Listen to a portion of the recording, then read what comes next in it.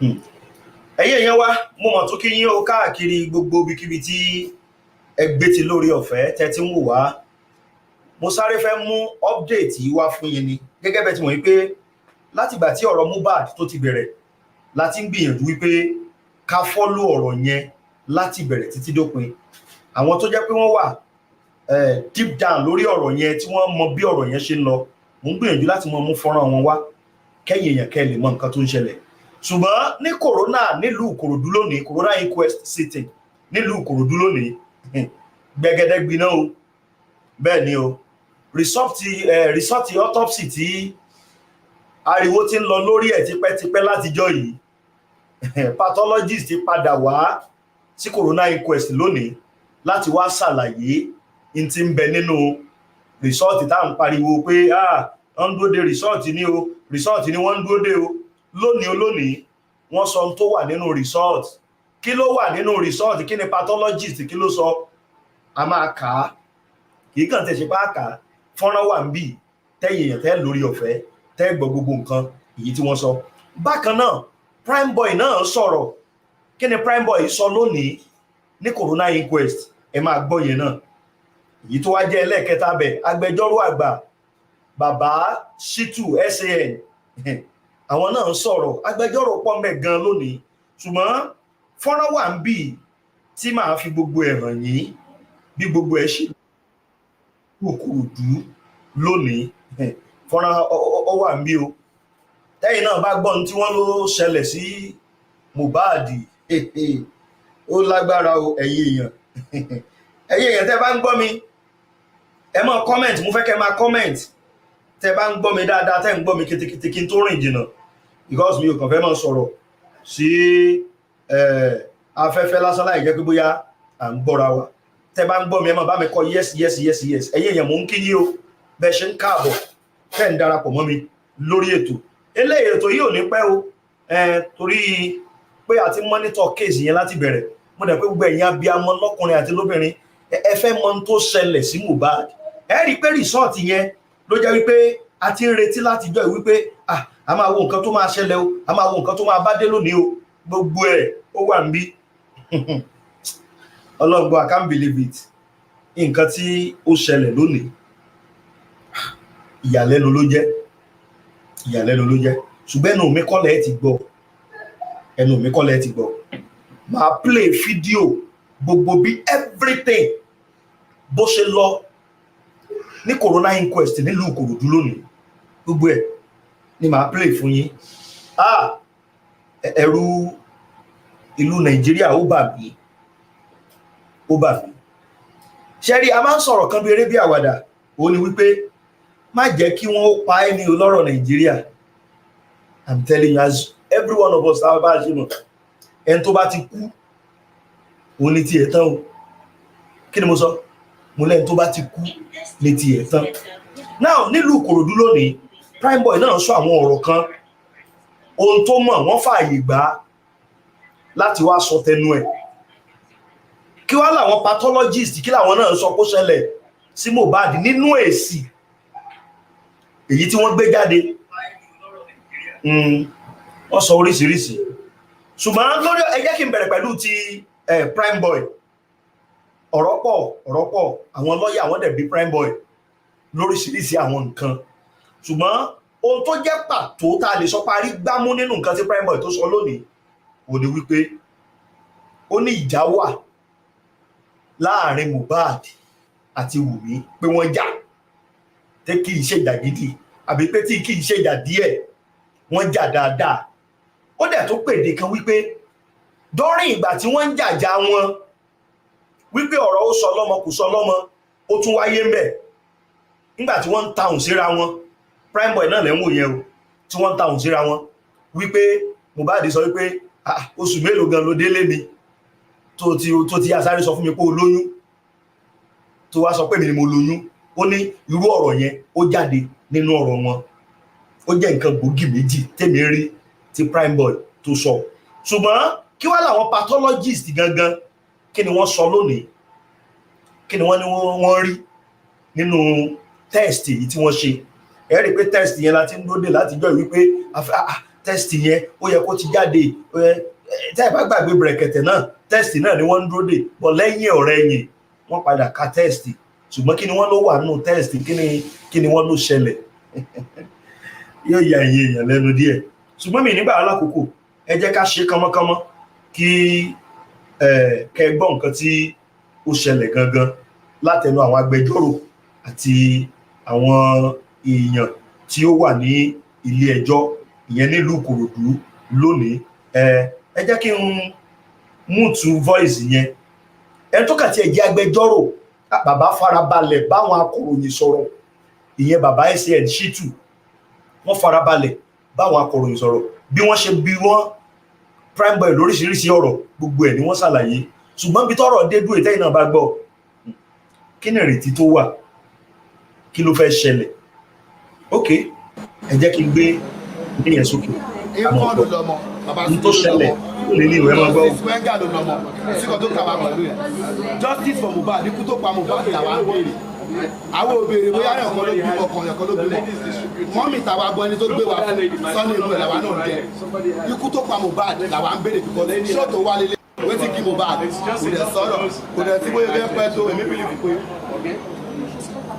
Ọlọ́run ọba nìkan lọ́ba tó lè jà fún wa Ọlọ́run náà ló ń jà fún ìṣe àwa Mohbad náà ti sọ tẹ́lẹ̀ ó ní tóun bá kú tẹ́ bá pa àwọn ẹ̀ lè pa ẹbí òun láwọn oníkóríkó kílẹ̀ yìí rí sí bí ọ̀rọ̀ ẹjọ́ ìṣe lọ. ọ̀rọ̀ ẹjọ́ ìjọba ń ṣiṣẹ́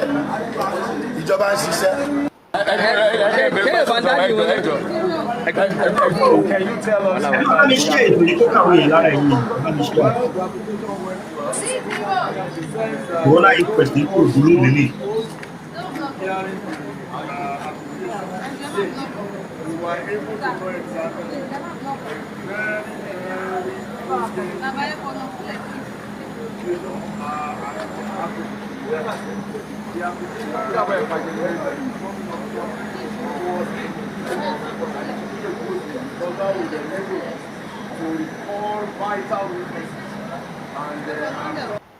Everybody would have digested the report so that we'll be able to examine it better.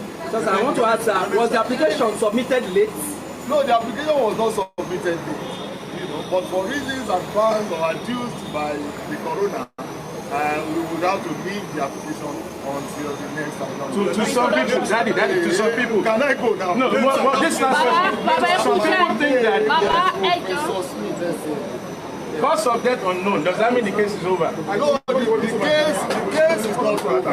Because I tell you something, the report is just one out of several pieces of evidence. So it's not over. Okay? We have direct evidence, we have circumstantial evidence. So you leave that with us. Yeah. Sorry. Ẹjọ́ ní Yorùbá ẹjọ́ ẹ sọ gbólóhùn kan ní Yorùbá ẹ má bínú sọ̀rọ̀. Agbẹjọ́rò àgbà Shittu ń sìn wọ́n gbìyànjú láti sọ̀rọ̀ bàbá ló kù ń sìn lẹ́yìn bàbá ṣùgbọ́n bàbá Shittu gangan ni wọ́n wá explain gbogbo nǹkan tó ṣẹlẹ̀ pátápátá nílé ẹjọ́ wọn ẹ mọ̀ kí wọ́n explain nǹkan lẹ́yọ kọ̀ọ̀kan tónítóní tí ò sí nǹkan kan tó bojú èmi ò fẹ́ sọ tí wọ́n ní wọ́n rí ni tí wọ́n ló ṣẹlẹ̀ ṣùgbọ́n ẹ máa gbọ́ kó mọ́ dà pé bóyá àròsọ lè ní í sọ ẹ gbọ́ live and direct lẹ́nu bàbá SAN Shittu ìyẹn agbẹjọ́rò àgbà tó ṣojú bàbá Mohbad àti gbogbo àwọn èèyàn tí wọ́n dúró lórí ìdájọ́ òdodo lórí ikú tó pa Mohbad bàbá Shittu òun lè máa gbọ́rọ̀ lẹ́nu wọn sí. ẹ̀yin èèyàn bá mi ṣí àyẹ̀wò ẹ mọ bá mi ṣí àyẹ̀wò tó lágbára bàbá Shittu nìyẹn. According to him, the cause of death cannot be determined. Because he gave a lot of reasons. He said, by the time they conducted the test, the body had discomposed. And that it is not possible for them to determine cause of death. So in summary, he's saying the cause of death cannot be what?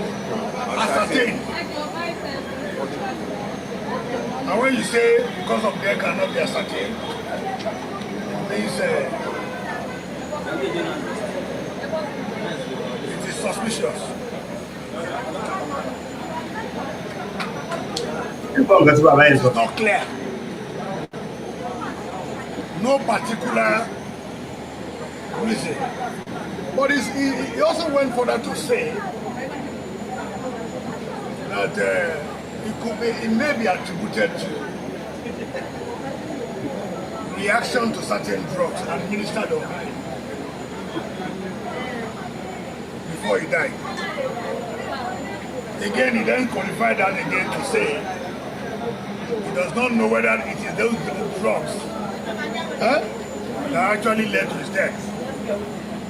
So, like the other senior advocate mentioned, this is an inquiry into the cause and manner of death. The other fact that we revealed today concerning disagreement between Mohbad and his wife, and also the disagreement between Mohbad and the Samlari and all that.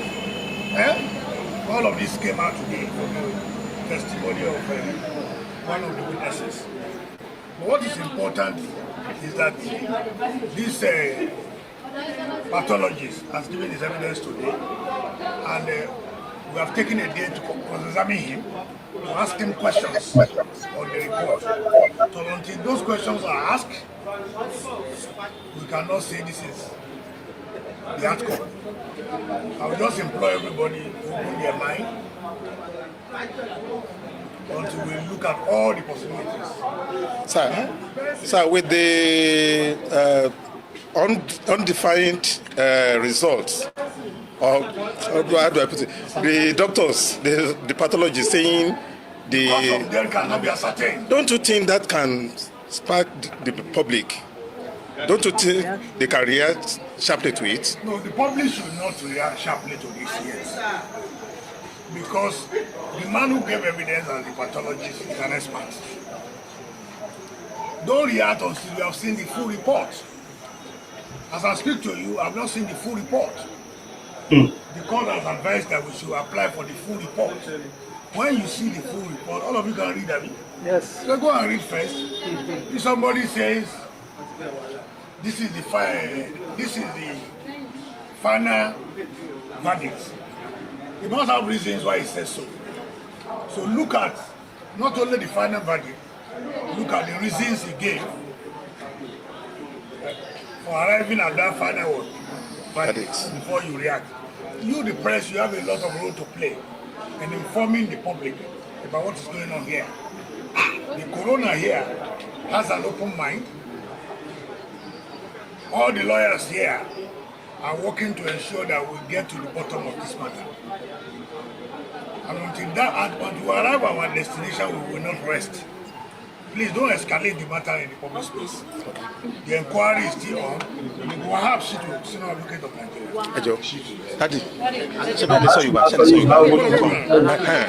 so Yoruba.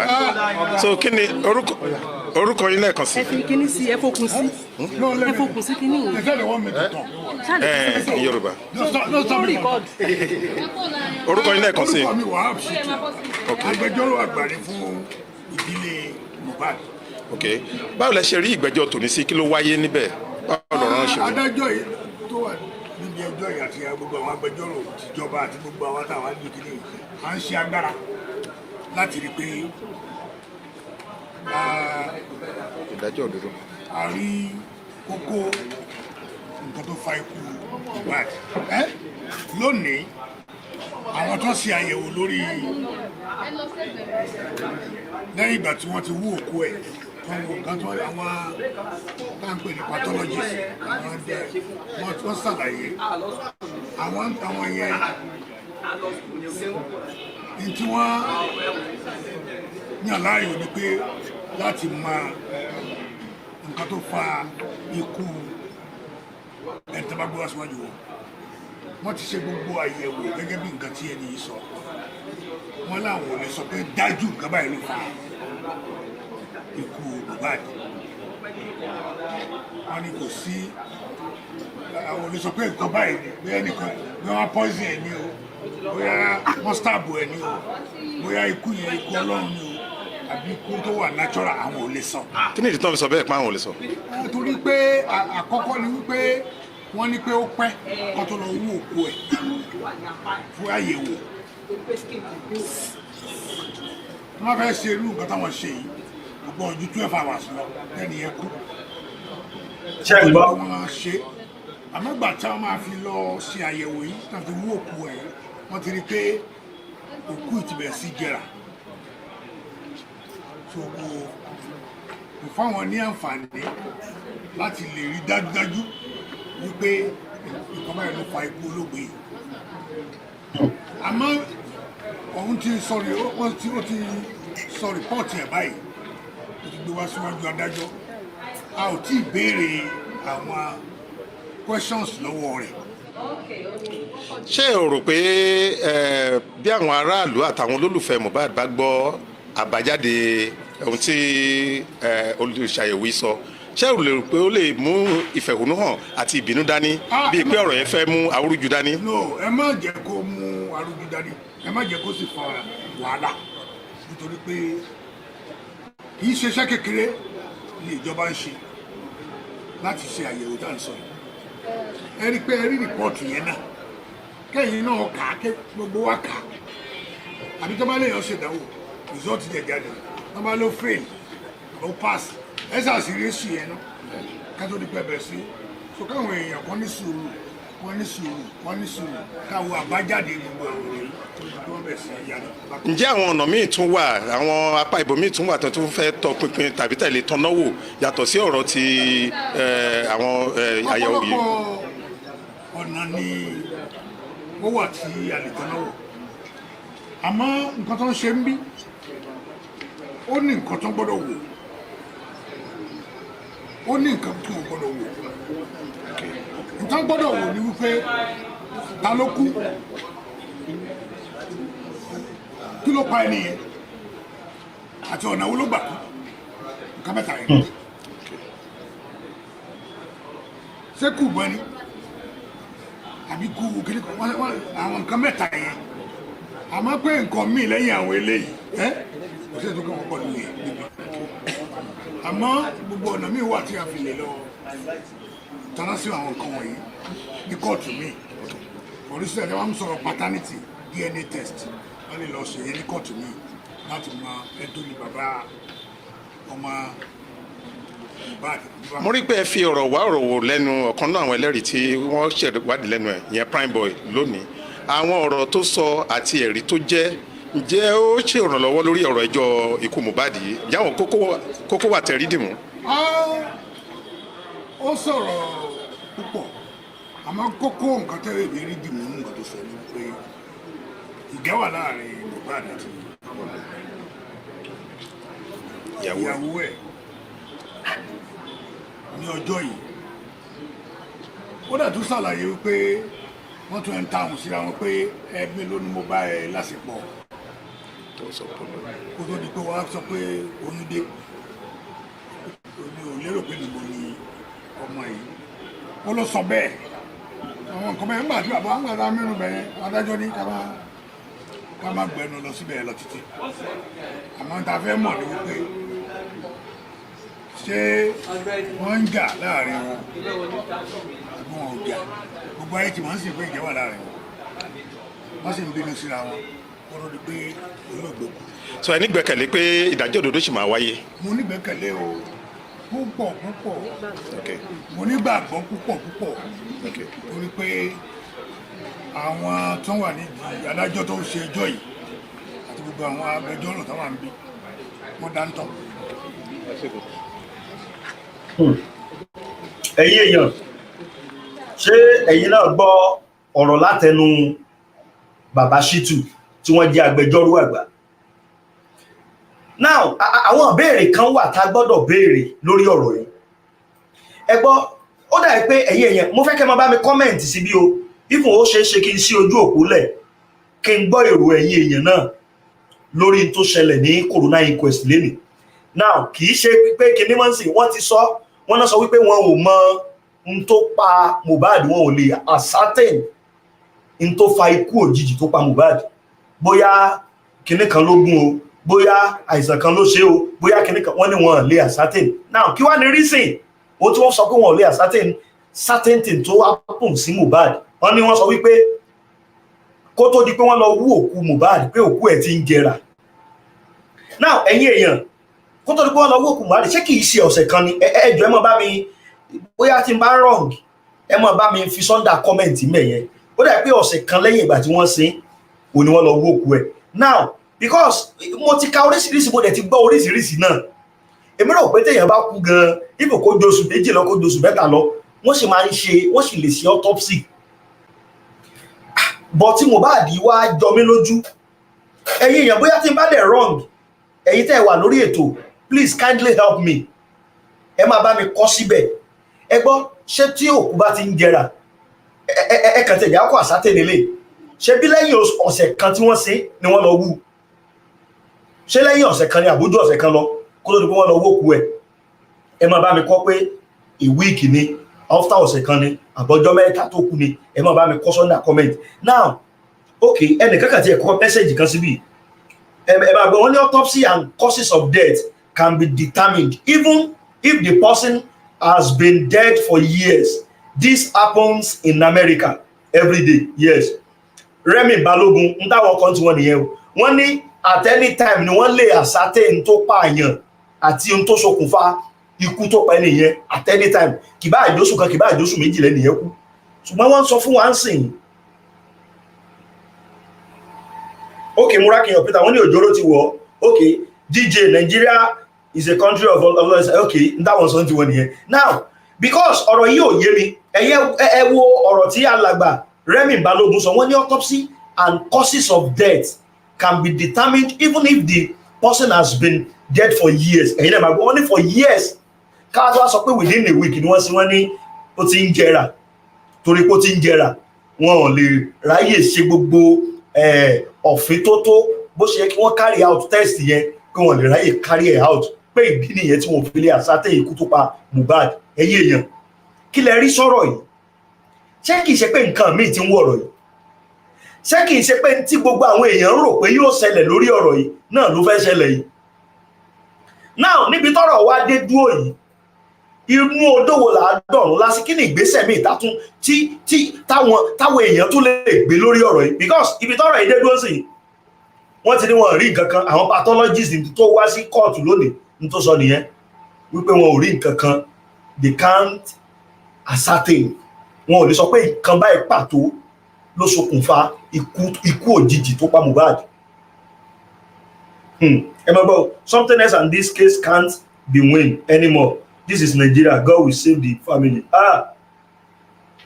Ẹ rí nǹkan tí mò ń sọ. Ẹ rí pé ìgbà tí kéèsì ti bẹ̀rẹ̀ lọ́pọ̀lọpọ̀ tí sàn gẹ́gẹ́ ṣe bí Nàìjíríà ni. Àǹtẹ̀ bá dẹ̀ wá wo oríṣiríṣi àwọn ọ̀rọ̀ tá à ń gbọ́, oríṣiríṣi àwọn àṣírí tó ń tú lójoojúmọ́ lórí ọ̀rọ̀ yìí. Ó jẹ́ kí a máa mọ̀ wípé nǹkan kan wà nídìí ọ̀rọ̀ yìí. Yes. Ẹ tún máa gbọ́ òṣìṣẹ́ ilé àkànbí, ọ̀rọ̀ ẹnìkan ní wọ́n ń jẹ́rọ o. Wọ́n ní is a lie, autopsy and pathology can be done anytime. Wọ́n lẹ́ anytime ni wọ́n lè ṣe. DJ náà sọ pé even common dead bones they can get autopsy. Bó wà ní ti Nàìjíríà, ẹ má dẹ̀ gbàgbé o, wọ́n l'Amẹ́ríkà ni wọ́n ti lọ ṣe o. Ṣé ìgbàgbé? Ṣé ẹ mọ iye oṣù tí wọ́n ti lọ ṣe tẹ́ẹ̀sì tó tún ajẹ́ pé n tá à ń gbọ́ lénìí? Torí ẹ̀ ló jẹ́ kí n pè ní ẹ pé ṣé kì í ṣe nǹkan táwọn èèyàn rò pé yóò ṣẹlẹ̀ náà ló tún wá padà ṣẹlẹ̀ báyìí? Ṣé kì í ṣe náà ló tún wá padà ṣẹlẹ̀ báyìí? Ẹ̀yin èèyàn, Nàìjíríà, bí tí mo máa ń sọ, just look at it. Ọ̀pọ̀ àwọn èèyàn tí bá kàn ti ẹ̀rí ẹni tó jẹ́ dókítọ̀, ẹni tó jẹ́ onímọ̀ ìṣègùn tó bá wà níbí, gbogbo ẹni tẹ́ ń sọ̀rọ̀ mi lẹ́ẹ̀ṣọ́ o, ṣùgbọ́n tí bá tún wá rí dókítọ̀ tó tún lè bá mi confirm ọ̀rọ̀ yìí dáadáa. Wọ́n ní bóònù gan egungun, ẹ mọ̀ kó kù ti jẹrà kó wá ku egungun lásán. Wọ́n ní true egungun ẹ̀ wọ́n lè ṣe autopsy kí wọ́n get gbogbo tí wọ́n bá fẹ́ ṣe ṣùgbọ́n ní ti Mohbad wọ́n ní ó ti ń jẹrà wípé wọn ò létí tẹ́ bá dẹ̀ ògbà tí wọ́n lọ wókù Mohbad láàrin ọ̀sẹ̀ kan ni mi ò ṣú ọ̀pọ̀ pé ọ̀sẹ̀ méjì capture smooth wọ́n ní òtítọ́ ti sọnù nílẹ̀ Nàìjíríà bẹ́ẹ̀ ni wọ́n tún fi owó ra òtítọ́ ibẹ̀ Nàìjíríà ó mà ṣe o Mohbad rest in peace bẹ́ẹ̀ ni in Western countries everything is possible to get autopsy can you see but bó wá ló ṣe wá rí bó ní ti Nàìjíríà ṣe jẹ́ ẹ̀yin èèyàn ẹ ti fẹ́ tí ara yín gbọ́ o n tó ṣẹlẹ̀ ẹjá tún gbọ́rọ̀ lẹ́nu alàgbà tó ń sọ̀rọ̀ yìí ká tún gbọ́ nǹkan tí òun náà tún sọ díẹ̀ lórí corona náà láti wá ohun tó ṣẹlẹ̀ ní corona lónìí òun náà mú wá fẹ́yìn èèyàn wa under the auspices of ẹ máa ń ṣí àìrí èèyàn wa. báwo lẹ ṣe rí ìgbẹ́jọ́ tòní yìí sí kí ló wáyé báwo ló ṣe lọ sí. First off, a ní witnesses méjì wọ́n wá sí court lẹ́yìn and first off court was able to take that evidence of Primeboy. He gave his whole evidence gbogbo nǹkan tó ń mọ̀ nípa matter yẹn gave it which is very helpful towards the role of the coroner inquest court, towards the fact-finding role of the coroner inquest court, and also, most importantly, the much-awaited pathologist and the autopsy report came up today, and were able to shed light. Pathologist was able to shed light on the report itself. Albeit the report was death uncertain. However, one thing that was noted is the fact that the death was uncertain because of the level of decomposition that has happened, and so at that point in time, he could not have detected several other things that could have been detectable ordinarily. So, but as it stands, it doesn't mean that the role of the coroner inquest court has expired, because the autopsy report was supposed to be one of the several other evidence that would help the court in its fact-finding role. So we have other evidence, oral evidence of other respondents, and these are things that will be considered and will be analyzed by the court. That's a move verdict to a Komuwa ní ìlú mata. Ipa wo lẹ rò pé irú àbọ̀ ìwádìí tí ẹni tó ṣàyẹ̀wò sí òkú yẹn àbọ̀ ìwádìí tó mú wáyé tó ní wọn ò rí kókó ohun tó pa Mohbad, ipa wo lẹ rò kó máa ní lórí àwọn olólùfẹ́ Mohbad, àwọn ọ̀dọ́ àtàràlù tí wọ́n ń retí ìdájọ́ òdodo lórí ikú yìí? No, unfortunately, the fact that remains that it has not been compromised. Pé autopsy report is yet expose the fact that the death is undetermined does not mean that the report does not mean that the fact-finding role of the court has been compromised. No, there are two things. That's why I said, aside reporting, other variables were before the court for the court to analyze the matter itself and to come up with its fact-finding verdict.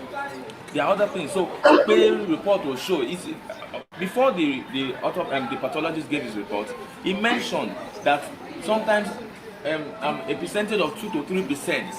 There's a percentage of 2 to 3% that sometimes reports might be uncertain due to factors not within the control of the state of the pathologist, but factors, especially when he specifically stated that factors that had to do with the composition of the body. He's mentioned the body organs could have been taken between 12 to 24 hours. 12 to 24 hours, and could have, if it was exhumed at that point in time, the report would have shown evidence, because the body would not have decomposed. But you cannot help an unbound body that has decomposed, and it's science. It's science. So it does not vitiate, or it does not render the effort or the ongoing coroner inquest invalid. It doesn't. Nǹkan bí oṣù mẹ́jọ ló ti ń kọjá lọ báyìí ní ẹ̀yìn tí Mohbad ti kú. Ǹjẹ́ ẹ rò pé àkókò tó gùn jọ̀rọ̀jọ̀rọ̀ yìí tí ìwádìí sì ń lọ lọ́wọ́ tí ò tí ì ti gbẹ́jọ́, ǹjẹ́ ẹ rò pé èèyàn lè mọ̀ káràlú ní kọ́sọ̀ ìgbẹ́kẹ̀lé nínú ọ̀rọ̀ yìí? There is a process. The legal process is a process. It is not an automatic thing. It is a process and a procedure that has to be followed. So, contrary to what people expect, we will not just come to court today and get judgment tomorrow. There's a process. So people should learn to wait for the process and trust in the process. There's no need having going back and forth and having disbelief in a process that you want judgment to come out from. So I just want to let the public know the matter is still ongoing and we are tilting towards the end. We are making progress by the day. The pathologist has come today.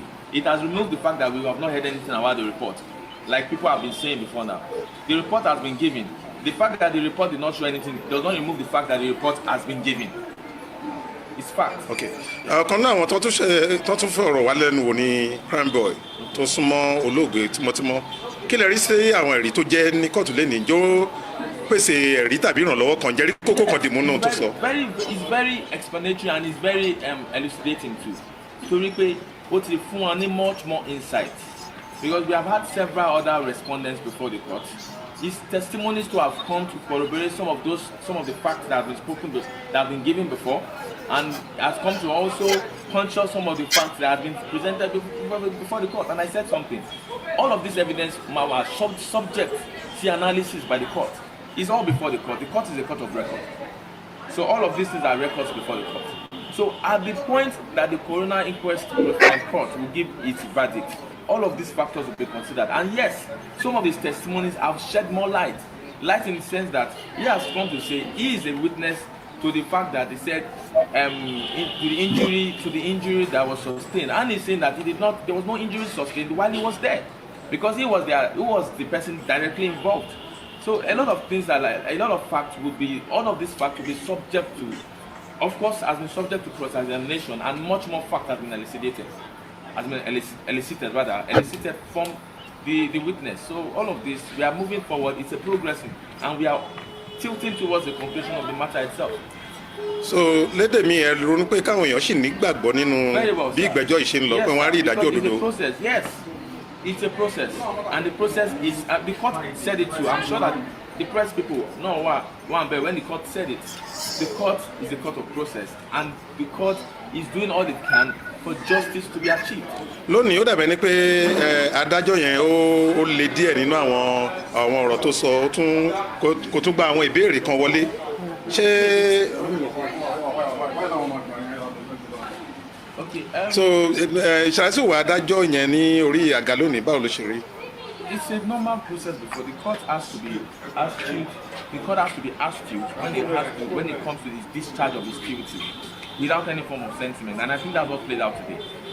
Astute in discharge of our duties without sentiment, and I don't think it's a normal disposition before the court. If we are used to being before the court, we understand that this is a court situation to be straight and to be fair, especially in a matter as sensitive as this nature. The court has to be very, very astute when discharging his duties. Tí ilé ẹjọ́ tó ń ṣèwádìí bá parí ìwádìí tiwọn, kí ni ìgbésẹ̀ tó tún kàn ní ìlànà òfin? Yes, the verdict will be submitted, and if need be, that person should be charged with the high court. Sure, it would. It continues. It's a continuous process. It's a process. It's a continuous process. Yeah. Okay, sir. Okay, nípa àwọn items tó nínú Ṣé àwọn òkúta yẹn? Okay, well, the pathologist being a witness during the examination process mentioned that they saw a very heavy stone. One year very heavy òkúta lórí tomb first, but it took them about 3 to 4 hours to remove the stones. When they also exhumed the body, they saw a very heavy stone on the coffin too. So he said he doesn't understand what it means. But he just stated what he saw. That's all. He has been in the process of exhumation for a very long time, and he said this is the first time he has seen such. That's all I can say. Orúkọ yín lẹ́ẹ̀kan sí. David Nowola, representing the entertainment community.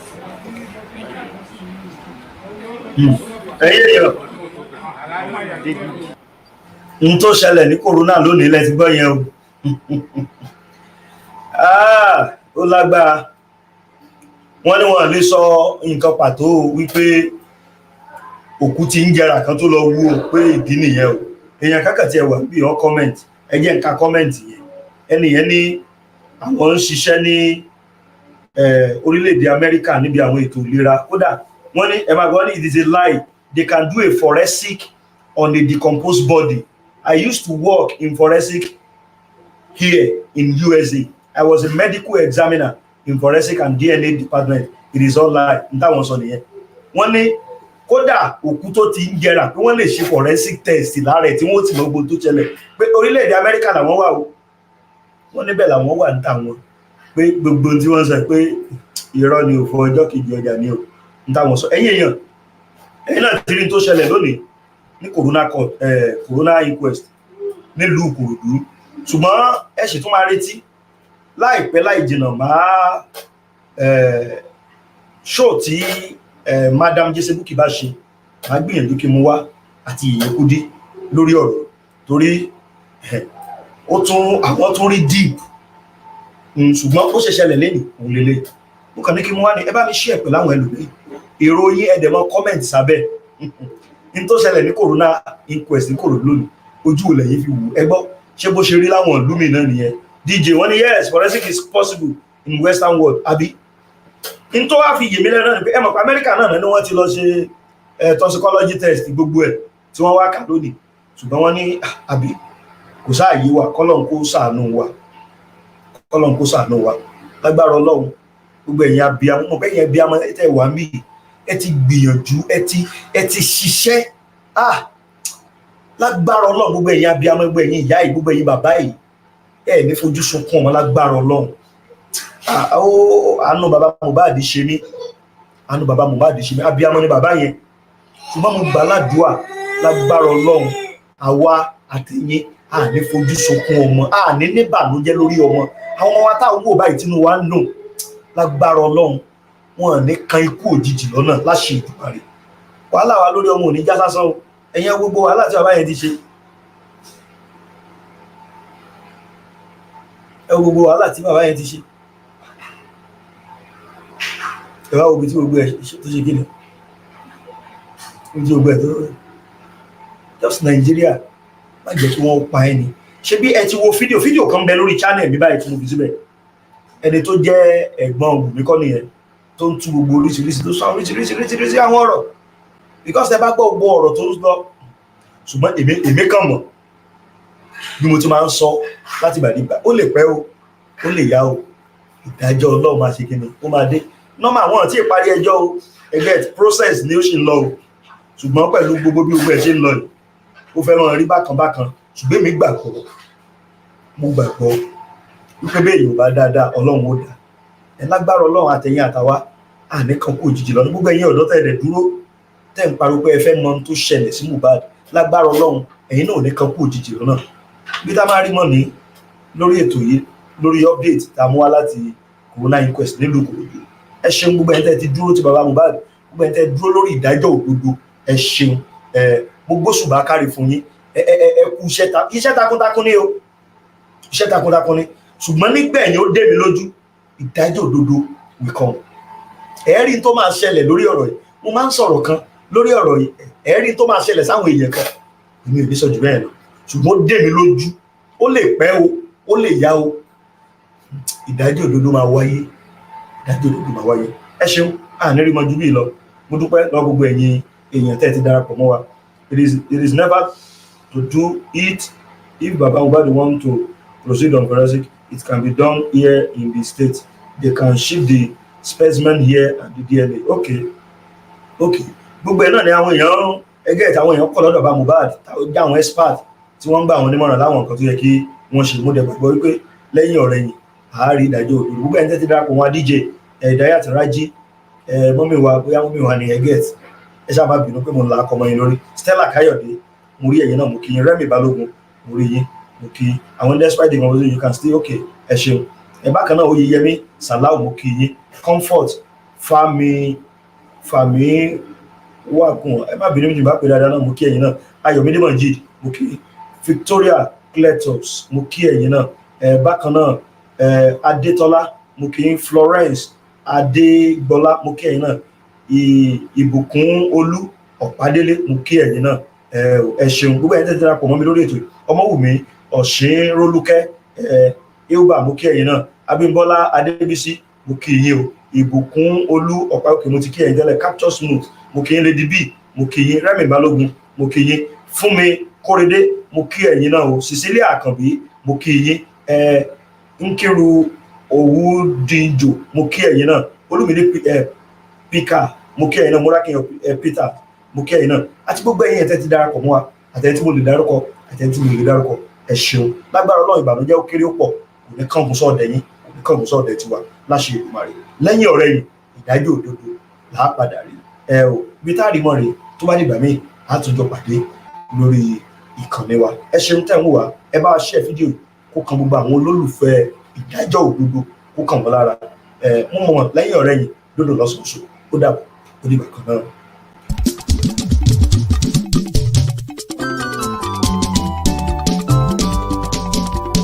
Àràbà tẹlifíṣàn ni ó online TV táráyé ń gbọ́. Àràbà tẹlifíṣàn ni ó online TV táwọn ayé ń wo. ẹ̀tún gbẹ̀kẹ̀ ń gbọ́. Àràbà tẹlifíṣàn ni ó wọ́n gbọ́ káàkiri. online TV táráyé ń gbọ́. Àràbà tẹlifíṣàn ni ó online TV àwọn ayé ń wo. àní bó jẹ́ ti ká pèdé àsìkò, bó jẹ́ ti ká kàròyìn bó ṣe lọ o káàkiri àgbáyé. ọ̀gá ni wọ́n o láwùjọ sọ̀rọ̀sọ̀rọ̀ kíkẹ́ olóbùrò ọjọ́ tẹ́ yẹ́kẹ́yẹ́. àní nílùú London wọ́n ń gbọ́ wa. àní l'Amẹ́ríkà o wọ́n ń gbọ́ wa. ní gbogbo Yúróòpù pátá wọ́n ń gbọ́ wa. ọmọ Yorùbá ní diaspora wọ́n ń gbọ́ wa. ojú wa tó lé ojú wa tó kó ọjà tábà tún wá polówó láráyé fẹ́ràn. Àràbà tẹlifíṣàn ni ó online TV táráyé ń gbọ́. Àràbà tẹlifíṣàn ni ó online TV táwọn ayé ń wò.